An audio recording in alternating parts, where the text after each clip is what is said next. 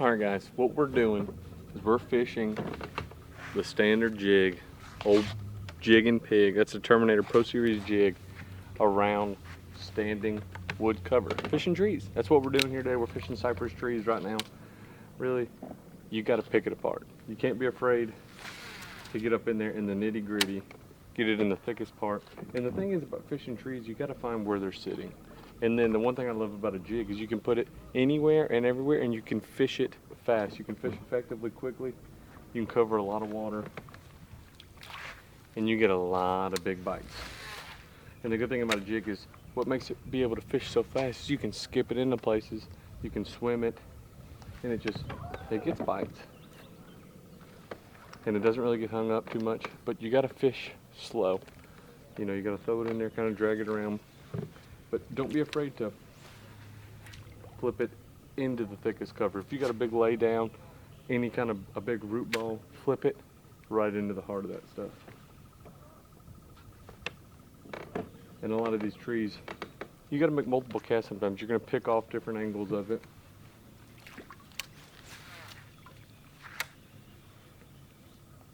That's what we're doing. We're just kind of, if you ain't skinning bark, you ain't catching fish, especially on these kind of trees. Fish the angles of them. You're going to start at the point, work your way through here. We're just kind of fishing ridges of trees right now. It's flooded timber basically, but these are live trees. These trees always have water on them. Let's see if I can slide right through there.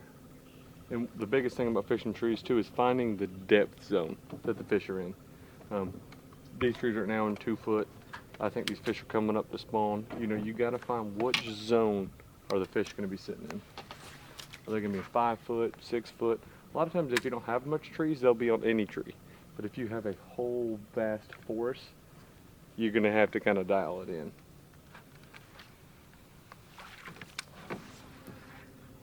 And the jig is when you feel you're coming up to something, when you're coming up to a piece of cover, don't rush it. Just kind of pull up to it, and come over top of it, and don't try to set the hook on it.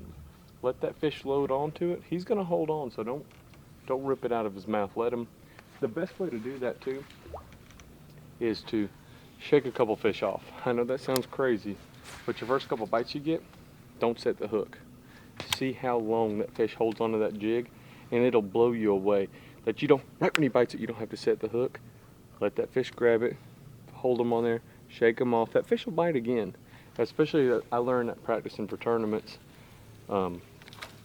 You wouldn't have a hook on there and you'd try to shake fish off or something, or I'd roll my hook in on my jig.